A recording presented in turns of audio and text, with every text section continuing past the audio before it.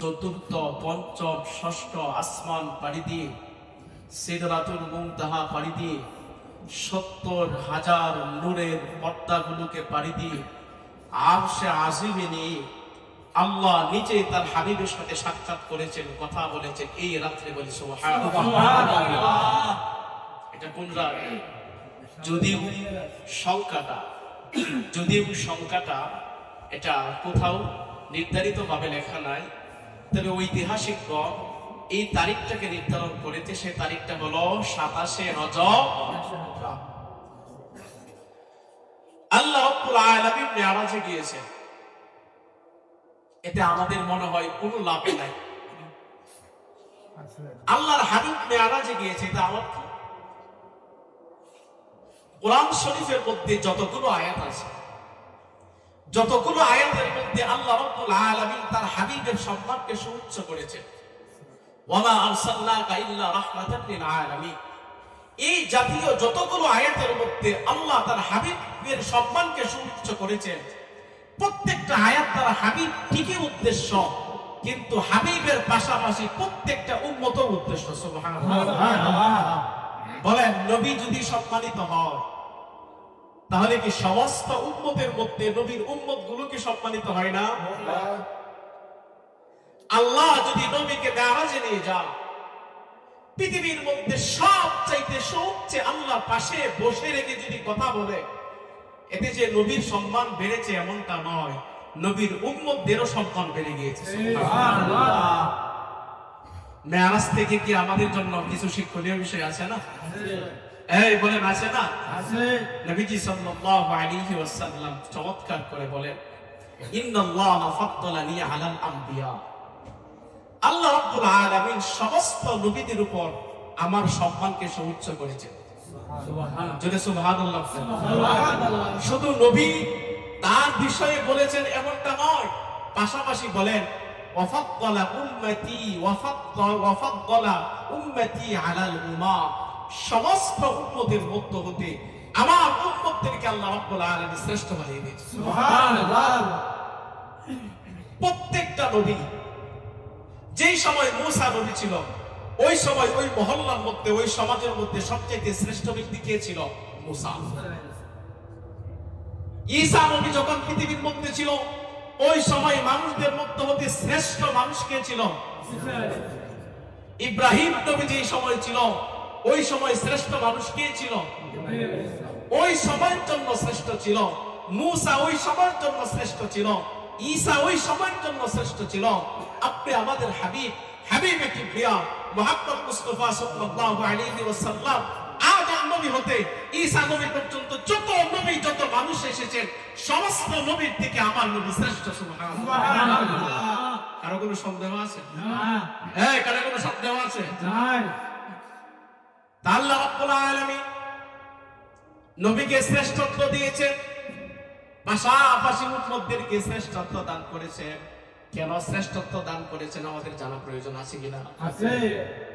নবীজি সাল্লাল্লাহু আলাইহি ওয়াসাল্লামকে যে শ্রেষ্ঠত্ব দান করেছেন, এই শ্রেষ্ঠত্ব মর্যাদার মধ্যে প্রথম যে শ্রেষ্ঠত্ব হলো, সেটা হলো এই রজব মাসের ২৭শে রাত। নবীজি সাল্লাল্লাহু আলাইহি ওয়াসাল্লামকে আল্লাহ মেরাজে নিয়ে গেলেন। মেরাজে নিয়ে যাওয়ার পরে সমস্ত গোটা বিশ্ব মানুষকে জানিয়ে দিলেন নবীর মর্যাদা সবচেয়ে কি? শ্রেষ্ঠ। তো এখন আমরা মেরাজ সম্পর্কে আলোচনা করব। আপনারা কি সকলে শুনবেন? ইনশাআল্লাহ। সকলে শুনবেন তো? ইনশাআল্লাহ। তো আজকে শুধু মক্কা থেকে বাইতুল মুকাদ্দাসে যে গিয়েছিলেন এতটুকু আলোচনা করব। তারপরে সাতটা মেরাজ, বাইতুল মুকাদ্দাস থেকে যে আল্লাহ ওনার সামনে নিয়ে গিয়েছিলেন, পরের সপ্তাহে আলোচনা করব। তো আজকে আলোচনা আমরা শুনবো। আল্লাহ রাব্বুল আলামিন মেরাজের ঘটনা বর্ণনা করতে গিয়ে সর্বপ্রথম যে আয়াতটা তেলাওয়াত করলেন সেটা হলো সুবহানাল্লাযী আসরা বিআবদিহি লাইলাম মিনাল মাসজিদিল হারাম ইলাল মাসজিদিল আকসাল্লাযী বারাকনা হাওলাহু লিনুরিয়াহু মিন আয়াতিনা। আল্লাহ রাব্বুল আলামিন বলেন, পবিত্র সেই আল্লাহ যিনি তার বান্দাকে মসজিদে হারাম থেকে মসজিদে আকসা পর্যন্ত ইসরা করিয়েছেন। মসজিদ হারাম থেকে আকসা পর্যন্ত এটাকে বলা হয় ইসরা, আর মসজিদে আকসা থেকে আল্লাহর কাছে যাওয়া এটাকে বলা হয় মেরাজ। তো ওই পবিত্র আল্লাহ যিনি তার নবীকে কি করিয়েছেন, মেরাজে নিয়ে গিয়েছেন। আল্লাহ প্রথম যে কথাটা বলতে সুবহান, বুঝবে আল্লাহ রাব্বুল আলামিন নবী পাকের মেরাজের ঘটনা বর্ণনা করতে গিয়ে সর্বপ্রথম সুবহান শব্দটাকে ব্যবহার করেছেন। বলেন কোন শব্দ? সুবহান। সুবহান শব্দের অর্থ হলো পবিত্র। সুবহান শব্দের অর্থ কি? পবিত্র। এখানে সুবহান দ্বারা আল্লাহ উদ্দেশ্য। এখন প্রশ্ন হলো সুবহান দ্বারা পবিত্র, এখানে পবিত্র দ্বারা কি উদ্দেশ্য? আল্লাহ রাব্বুল আলামিন যদি সুবহান দ্বারা উদ্দেশ্য হয়, তাহলে আল্লাহ পবিত্র কোন জিনিস থেকে পবিত্র? আচ্ছা বলেন, আমরা যে নাপাক হই, প্রস্রাব ইস্তেঞ্জা পায়খানা করার পরে যে আমরা অপবিত্র হই, আল্লাহ কি ওই রকম অপবিত্র থেকে পবিত্র? না। ওই রকম চিন্তা ভাবনা কখনো করা যায়? না। ওই রকম করা যায় না। আমাদের মতো চিন্তা ভাবনা করা যায় না। আল্লাহ পবিত্র, তো কোন জিনিস থেকে পবিত্র?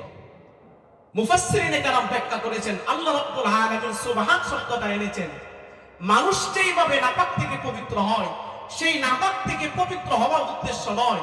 আল্লাহ রাব্বুল আলামিন সুবহান দ্বারা উদ্দেশ্য নিয়েছেন, আল্লাহ অক্ষমতা থেকে পবিত্র, দুর্বলতা থেকে পবিত্র, মানুষের মুখাপেক্ষী থেকে পবিত্র। আল্লাহ কোন জিনিস থেকে পবিত্র? অক্ষমতা থেকে পবিত্র। আল্লাহ কোন জিনিস থেকে পবিত্র? দুর্বলতা থেকে। এই বলেন, আল্লাহর মধ্যে কি দুর্বলতা আছে? তাহলে আল্লাহ সুবহান তাআলা বুঝাইতে চাইলেন, আমি অক্ষমতা থেকে পবিত্র, আমি দুর্বলতা থেকে পবিত্র, আমি মানুষের মুখাপেক্ষী থেকে পবিত্র। এখন আমরা সুবহান দ্বারা কি বুঝলাম? আমরা যেমনি ভাবে নাপাক থেকে পবিত্র হয়, ওই নাপাক থেকে আল্লাহ পবিত্র নয়। আল্লাহ দুর্বল থেকে পবিত্র, আল্লাহ মুখাপেক্ষী থেকে পবিত্র। এখন মুফাসসিরিনে কেরাম তারা বলেন, আল্লাহ সুবহান তিনি পবিত্র, অমুখাপেক্ষী থেকে পবিত্র, দুর্বলতা থেকে পবিত্র। তবে মেরাজের ঘটনা বর্ণনা করতে গিয়ে সর্বপ্রথম আল্লাহ কেন এই সুবহান শব্দটা আনলেন? আল্লাহ পবিত্র, কিন্তু মেরাজের ঘটনা বর্ণনা করতে গিয়ে সর্বপ্রথম সুবহান শব্দটা আল্লাহ কেন আনলেন? মুফাসসিরিনে কেরাম ব্যাখ্যা করতে বলেছেন, আল্লাহ রাব্বুল আলামিন এই কারণে আনলেন, মানুষ যখন মেরাজের ঘটনা শুনবে বা আলোচনা করবে, মানুষ যখন মেরাজের বিষয়াদিগুলো মুখস্থ করবে বা আলোচনা শুনবে, তখন তার মনের ভিতরে একটা প্রশ্ন চলে আসবে, এটা কিভাবে সম্ভব? প্রথম আসমান পাড়ি দেওয়া, দ্বিতীয় আসমান পাড়ি দেওয়া, তৃতীয়, পঞ্চম, ষষ্ঠ, সপ্তম আসমান পাড়ি দেওয়া, এটা মানুষের দ্বারা সম্ভব না। যেইভাবে বিজ্ঞানরা বলে, বলে না? আল্লাহ রাব্বুল আলামিন জানে মানুষের ভিতরে এই প্রশ্ন আসবে। মানুষের ভিতরে যখন প্রশ্ন চলে আসবে, এটা কিভাবে সম্ভব? আল্লাহ রাব্বুল আলামিন সুবহান শব্দ দ্বারা উত্তর দিয়েছেন, তোমার দ্বারা সম্ভব নয়, আমি সুবহান, আমার দ্বারা সবকিছু সম্ভব। আমি সুবহান, আমার দ্বারা সবকিছু কি সম্ভব। আমার মধ্যে কোনো দুর্বলতার কোনো স্থান নাই, আমি কারো প্রতি মুখাপেক্ষী নয়, আমি সক্ষম। আল্লাহ সুবহান দ্বারা উত্তর দিলেন, যদি তোমাদের মেরাজের ঘটনা আলোচনা করতে গিয়ে তোমাদের ভিতরে সংশয়, সন্দেহ চলে আসে, এই কারণে আল্লাহ বলে দিয়েছেন সুবহান, অক্ষমতা, দুর্বলতা থেকে আমি সক্ষম। তো আমরা সুবহান দ্বারা জানলাম আল্লাহ রাব্বুল আলামিন কোন জিনিস থেকে পবিত্র? অক্ষমতা থেকে পবিত্র, দুর্বলতা থেকে পবিত্র। কি জানলাম আমরা? আল্লাহ কোন জিনিস থেকে পবিত্র? অক্ষমতা থেকে পবিত্র, দুর্বলতা থেকে পবিত্র। তো আল্লাহ রাব্বুল আলামিন নবীকে মেরাজ করাবে। সর্বপ্রথম হলো ইসরা। বুঝেন ইসরা কাকে বলে? ইসরা হলো মসজিদে হারাম থেকে বাইতুল মুকাদ্দাসে যাওয়া। বলেন ইসরা কাকে বলে? মসজিদে হারাম থেকে বাইতুল মুকাদ্দাসে যাওয়া। ইসরার ঘটনা শুরু হচ্ছে। আল্লাহর হাবিব নবীজি সাল্লাল্লাহু আলাইহি ওয়াসাল্লাম বলেন, আমরা একটু মেরাজ, ইসরা যে হয়েছিল, কেন আল্লাহ নবীকে মেরাজ করিয়েছিলেন, কেন আল্লাহ নবীকে নিজের কাছে ডেকে নিলেন, কারণগুলো আমরা একটু জানবো তো ইনশাআল্লাহ। এক নম্বর কারণ হলো নবুয়তের 10ম বছরে, ওই সময়টা, ওই বছরটা নবীজির সবচাইতে একটা কঠিন বছর ছিল। সারা মক্কা মদিনার মানুষ নবীকে কষ্ট দিত। যখন তিনি তার ঘরের মধ্যে আসতেন, তার বিবি খাদিজাতুল কুবরা রাদিয়াল্লাহু তাআলা আনহা নবীজিকে সান্ত্বনা দিতেন। কিন্তু এই 10ম নবুয়তের বছর ওই সময় নবীজির প্রিয় যে বিবি ছিল খাদিজাতুল কুবরা দুনিয়া থেকে চলে গেল। নবীজি সব চাইতে বড় অসহায় হয়ে গেল। এর জন্য আমাদের মুরব্বীরা বলে এতিম কাদেরকে বলে জানেন? যাদের বাবা নাই তারাই এতিম নয়, যাদের বউ নাই তারাই এতিম। যারা বউ নাই তারা কি এতিম। বুড়া বয়সে বউ যদি চলে যায় তাহলে বুঝবেন এতিম কারে। নবীজি সাল্লাল্লাহু আলাইহি ওয়াসাল্লামের বিবি চলে গেল। ঠিক ওই বছরই নবীজি সাল্লাল্লাহু আলাইহি ওয়াসাল্লামের সবচেয়ে প্রিয় চাচা আবু তালেব তিনিও চলে গেলেন। নবীজি সাল্লাল্লাহু আলাইহি ওয়াসাল্লামের বিবিও চলে গেল। নবী সাল্লাল্লাহু আলাইহি ওয়াসাল্লাম চাচাও চলে গেল। মক্কার মানুষদেরকে দাওয়াত দেয়, কেউ দাওয়াত গ্রহণ করে না। নবীজি দাওয়াত দেওয়ার জন্য তায়েফের ময়দানে চলে গেলেন।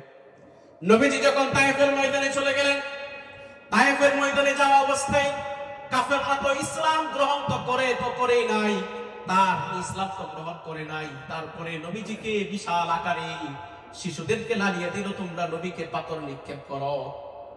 নবীজি সাল্লাল্লাহু আলাইহি ওয়াসাল্লামের দেহ মোবারকে এমন ভাবে পাথর নিক্ষেপ করা শুরু করলো, পাথরের আঘাতে নবীজি সাল্লাল্লাহু আলাইহি ওয়াসাল্লাম জমিনে পড়ে যায়। কাফেররা আবার নবীকে তুলে আবার নবীকে পাথর নিক্ষেপ করা হয়, আবার নবী পড়ে যায়, আবার নবীকে দাঁড় করে ধাক্কা দেওয়া হয়, এই মুহাম্মদ সামনে যাও। নবীজি হাঁটতে পারে না, আবার নবীজি গায়ে পাথর নিক্ষেপ করতে করতে নবীজি শরীরটাকে ক্ষতবিক্ষত করে ফেললো। নবীজি সাল্লাল্লাহু আলাইহি ওয়াসাল্লাম তায়েফের ময়দান থেকে মক্কায় আসবেন, আসার মতো কোনো সুযোগ নাই, কারণ সবচাইতে যে নির্ভরশীল ব্যক্তি ছিল তার চাচাও নাই। তার বিবি খাদিজাতুল কুবরা যে গোপনে খাবার নিয়ে আসবে, খাদিজাও পৃথিবীর মধ্যে নাই। নবীজির মনে বড় কষ্ট। আল্লাহ রাব্বুল আলামিন জিবরাইলকে পাঠালেন, জিবরাইল যাও, আমার নবী বড় কষ্টের মধ্যে আছে, যাও তাকে নিয়ে আসো, আমার কাছে নিয়ে আসো, আমার দিদার দিয়ে নবীজির সমস্ত কষ্টগুলোকে আমি দূর করে দেই। ওই মুহূর্তে আল্লাহ বলেছিলেন, ওয়ালা সাউফা ইউতিকা রাব্বুকা ফাতারদা, নবী আপনি কষ্টের মধ্যে আছেন, অচিরেই আমি আপনাকে খুশি করব। এটা কে বলেছিল? আল্লাহ বলেছিল আমি আপনাকে খুশি করব। এই আয়াতের উদ্দেশ্য হলো আমি তোমাকে দুনিয়া থেকে মেরাজে নিয়ে যাব, কিন্তু এরপরে আপনি আমাদের নবী কিন্তু খুশি হন নাই। মেরাজ পাওয়ার পরেও কিন্তু নবী খুশি হন নাই। একটা সুযোগ পাইলেন, আল্লাহ বললেন আমি আপনাকে খুশি করব। নবীজি বলেন, আল্লাহ ওই পর্যন্ত আমি খুশি হব না যে পর্যন্ত আমার প্রত্যেকটা উম্মতকে আপনি জান্নাত না দিবেন। মেরাজের প্রথম কারণ ছিল নবীজির মনের কষ্টগুলোকে দূর করা। দুই নম্বর কারণ ছিল আসমান আর জমিনের মধ্যে তর্ক বিতর্ক হয়ে গেল। আসমান জমিনকে বলতেছে, হে জমিন, তোর কাছে তোর চেয়ে আমি বড় মর্যাদাশীল, বড় সম্মানশীল কেন? আমার মধ্যে লৌহে মাহফুজ আছে, আমার মধ্যে অনেক কিছু আছে। জমিন বলতেছে, আসমান তোর চেয়ে আমি বড় মর্যাদাশীল কেন? আমার ভুবনে আমার উপরে কাবা শরীফ আছে। তারপর আসমান বলতেছে, আমার মধ্যে সিদরাতুল মুনতাহা আছে, আমার মধ্যে আরশে আজিম আছে, আমার মধ্যে জান্নাত আছে, সব কিছু আমার মধ্যে আছে, তোর চেয়ে আমি বড় মর্যাদাশীল। তখন জমিন বলেছিল, আসমান মানলাম তুই আমার চেয়ে বড় মর্যাদাশীল, কিন্তু আমার মধ্যে এমন একটা জিনিস আছে যা তোর মধ্যে নাই। জমিন বলল, তোমার মধ্যে কি আছে? আমার মধ্যে এমন একজন ব্যক্তি আছে যাকে সৃষ্টি না করলে আল্লাহ জান্নাত জাহান্নাম কোনো কিছুই সৃষ্টি করতেন না। এমন মানুষ আমার কাছে আছে, মুহাম্মদ মুস্তাফা, যিনি প্রতিদিন আমার জমির আবাদ করতে হাঁটাচলা করে। জমিন হেরে গেল, আসমান হেরে গেল। আল্লাহকে বলল, আল্লাহ আমার মধ্যে সব আছে, কিন্তু তোমার প্রিয় বান্দা তো আমার কাছে নাই। আমি জমিনের কাছে তর্ক করে হেরে ফেললাম। আমার তোমার কাছে একটা আবদার, একটা আশা, তুমি এই হাবিবের দুইটা পা কদম মুবারক যেন আমার আসমানের মধ্যে পড়ে, আল্লাহ তুমি আমার দোয়াটাকে কবুল করো। এটা একটা কারণ। আরেকটা কারণ হলো নবীজি সাল্লাল্লাহু আলাইহি ওয়াসাল্লামকে ইহুদি খ্রিস্টান নাসারা তারা নবীজিকে মাটির নিচে দাফন করে দিতে চায়, নবীজির অস্তিত্ব হারা করে দিতে চায়। আল্লাহ বলেন, হ্যাঁ ইহুদি খ্রিস্টান বিজ্ঞান পূজারী যারা, তোমরা আমার নবীকে মাটির নিচে দাফন করতে চাও, আমি আমার নবীকে এত উপরে, এত উঁচুতে আমি আমার নবীকে আমি তুলে নিব, এত উঁচুতে আমি আমার নবীকে আনবো। তুমি বিজ্ঞান, তোমার বিজ্ঞান যন্ত্র সেখানে তো বুঝতেও পারবে না, তোমাদের চিন্তা ভাবনাও সেখানে বুঝতে পারবে না। বলেন বিজ্ঞানদের চিন্তা ভাবনা সেখানে খুঁজতে পারে? যদি বিজ্ঞানদের চিন্তা ভাবনা পৌঁছতে পারতো তাহলে কি তারা বিধর্মী হইতো, খ্রিস্টান হইতো না। এই সম্মান কে দিয়েছেন? কে দিয়েছেন? আল্লাহ। এই ঘটনা আরো অনেক কাহিনী আছে, আরো মজার মজার কাহিনী আছে। মাঝে মাঝে জিব্রাইল আসতেন, আসার পরে নবীজির সামনে বসতেন। জিব্রাইলের দুইটা হাঁটু নবীর দুইটা হাঁটুর সাথে মিশায় বসতেন। মাঝে মাঝে জিব্রাইল নবীজির উরুর উপর হাত রাখতেন, আর জিব্রাইল নবীকে মাঝে মাঝে প্রশ্ন করতেন, নবীজি উত্তর দিতেন। আল্লাহ আসমান থেকে এগুলো দেখতেন না? হ্যাঁ, আল্লাহ একদিন জিব্রাইলকে বলে, হে জিব্রাইল, তুমি আমার হাবিবের কাছে যাও, হাবিবের পাশে বসো, হাবিবের উরুর উপর তুমি হাত রাখো। আমারও মনে চায় আমি হাবিবকে পাশে বসায় কথা বলি। যাও জিব্রাইল, তুমি জমিনে গিয়ে আমার হাবিবকে আমার কাছে নিয়ে আসো। আল্লাহ হাবিবকে এত ভালোবাসতেন। এখন মেরাজ কারণ, ইসরার কারণ কখন হয়েছিল, কিভাবে হয়েছিল? নবীজি সাল্লাল্লাহু আলাইহি ওয়াসাল্লাম উম্মে হানির ঘরে শোয়া ছিল। কার ঘরে শোয়া ছিল? উম্মে হানির ঘরে শোয়া ছিল। তার সাথে ছিল আমির হামজা, জাফর সাদেক, আলী রাদিয়াল্লাহু তাআলা আনহু। সবাই তো সংক্ষেপ, একটু দ্রুত করছি। নবীজি উম্মে হানির ঘরে ঘুমের মধ্যে ছিল। ওই আমির হামজা, জাফর সাদেক, আলী রাদিয়াল্লাহু তাআলা আনহুর মাঝখানে শোয়া ছিল। আল্লাহ রাব্বুল আলামিন নবীকে নেওয়ার জন্য পাঠাইলেন জিবরাইল আর মিকাইল আলাইহিস সালাতু ওয়াস সালামকে। যখনই উম্মে হানির ঘরের সামনে আসলেন, সাথে সাথে আল্লাহ রাব্বুল আলামিন ঘরের ছাদটাকে খুলে দিলেন। সুবহানাল্লাহ। মিকাইল আলাইহিস সালাতু ওয়াস সালাম ঘরের ভিতরে ঢুকে দেখেন লোক কতজন? 3 জন। লোক 4 জন, নবীকে সহ লোক 4 জন। মিকাইল আলাইহিস সালাতু ওয়াস সালাম বলেন, আমি নবীকে চিনতে ভুল করি না। যখন আমি চেহারা থেকে তাকাইলাম, আমার কাছে মনে হলো জান্নাতের নূর চেহারা থেকে বাইর হইতেছে। এই বর্ণনাগুলো নবী নিজে করেছেন। আপনি প্রশ্ন করতে পারেন নবীজি কিভাবে করেছেন? আম্মা জান আয়েশা রাদিয়াল্লাহু তাআলা আনহা বলেন, আন্না ইন্না আইনাইয়া সাল্লাল্লাহু আলাইহি ওয়াসাল্লাম তানামা। নবীজি যখন ঘুমাইতেন, চোখ দুইটা ঘুমাইতেন। লা তানামু কলব, নবীজির কলব কি করতেন না? ঘুমাইতেন। নবীজি ঘুম থেকে সবকিছু বুঝতে পারলেন, দেখতে পারলেন। জিবরাইল নবীজি সাল্লাল্লাহু আলাইহি ওয়াসাল্লামের ডান হাত মোবারক ধরে হাউজে কাউসার, আমরা জানি না, হাউজে কাউসারের পাশে নিয়ে গেলেন। নিয়ে যাওয়ার পরে নবীজি সাল্লাল্লাহু আলাইহি ওয়াসাল্লাম বলেন, ফাশাক্কা সাদরি ফাআখরাজা কলবি। নবীজি এই কল্পনালী থেকে নাভি পর্যন্ত পুরা বক্ষটাকে বিদীর্ণ করে ফেললো, ছিঁড়ে ফেলে, বিদীর্ণ করে ছিঁড়ে ফেলে তার ভিতর থেকে কি একটা বাহির করে নিচে রেখে দিল। আর এই জমজমের পানি দিয়ে তার নবীজির সিনা কলবটাকে পরিষ্কার করে ভিতরে রেখে দিলেন। এমনকি তার পাশাপাশি জান্নাত থেকে, জান্নাতের নূর দ্বারা, নূরের পিয়ালা দ্বারা ইলম, জ্ঞান, হিকমত, নবুয়ত নবীজির সিনার ভিতরে রেখে দিলেন। সুবহানাল্লাহ। নবীজিকে রেখে দেওয়ার পরে ওই মসজিদে হারাম থেকে বাইতুল মুকাদ্দাসে নিয়ে যাবেন। নিয়ে যাওয়ার জন্য কোনো বস্তু লাগবে না, গাড়ি লাগবে না। কি ছিল? বুরাক প্রাণী। চমৎকার ঘটনা শুনেন। জিবরাইল নবীজিকে বললেন, হে মুহাম্মদ, আপনি বুরাক প্রাণীর উপর উঠেন, এই প্রাণী আপনাকে সফর করে নিয়ে যাবে। যখন নবী মুহাম্মদ বুরাক প্রাণীর উপর উঠতে চাইল, এই বুরাক সে নড়াচড়া করতে শুরু করলো। একটা কেমন জানি সে নবীজিকে উপরে তুলতে চাই না। জিবরাইল বলেন, হে বুরাক, তুমি জানো কার সাথে বেয়াদবি করতেছো? তিনি বলেন, মুহাম্মদ মুস্তাফা, আল্লাহর বিশেষ মেহমান, তুমি কেন নড়াচড়া করতেছো? এই ধমক খাওয়ার সাথে সাথে বুরাক প্রাণীটা নীরব হয়ে গেল, ঠান্ডা হয়ে গেল। মুহাদ্দিসিনে কালাম ব্যাখ্যা করলেন, বুরাক যে নড়াচড়া করতেছিল, নবীর সাথে বেয়াদবির উদ্দেশ্যে তিনি নড়াচড়া করতেছিল না। নবীকে চিনে নাই, এই কারণে তিনি বেয়াদবি করতেছিল না। কি বুরাককে নবীকে চিনছিল না? চিনছিল। মুহাদ্দিসিনে কালাম ব্যাখ্যা করেন কারণ কি ছিল, বুরাক প্রাণীটার নড়াচড়া করার কারণ কি ছিল। আল্লাহ রাব্বুল আলামিন বলেন, ইন্না আরাদনাল আমানাতা আলাস সামাওয়াতি ওয়াল আরদি ওয়াল জিবাল ফাআবাইনা আন ইয়াহমিলনাহা ওয়া আশফাকনা মিনহা।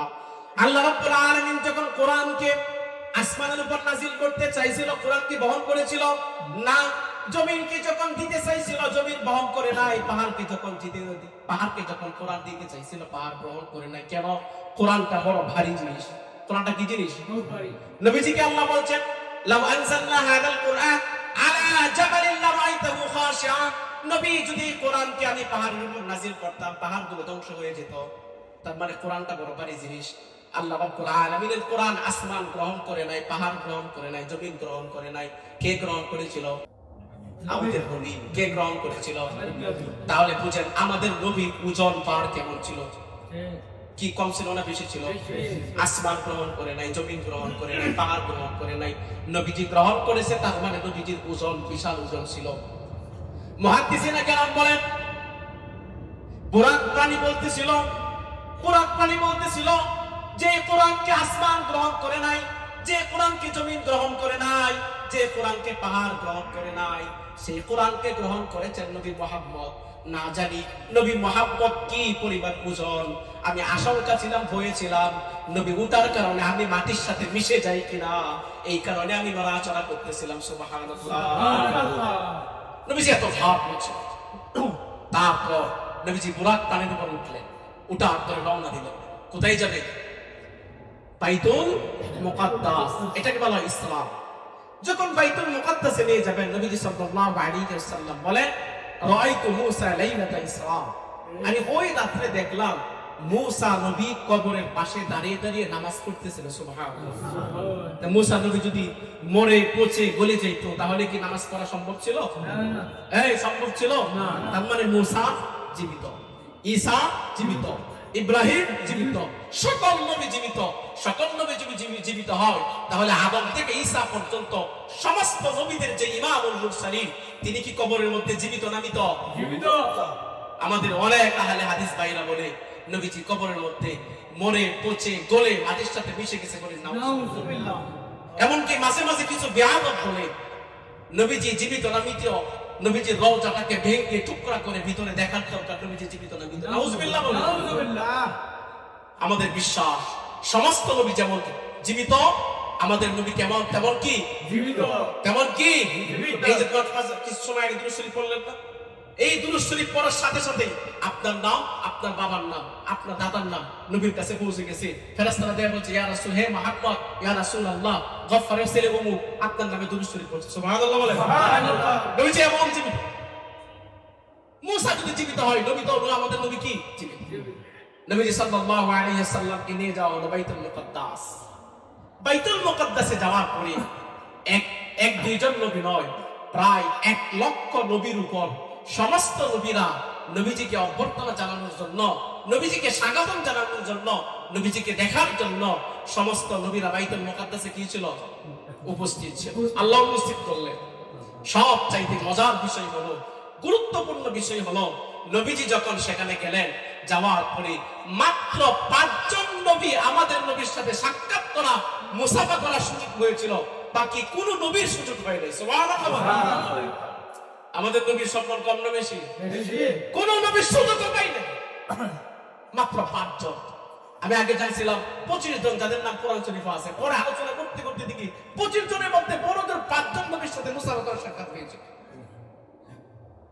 যাই হোক, তারা দূর থেকে নবীকে দেখতে শুরু করল।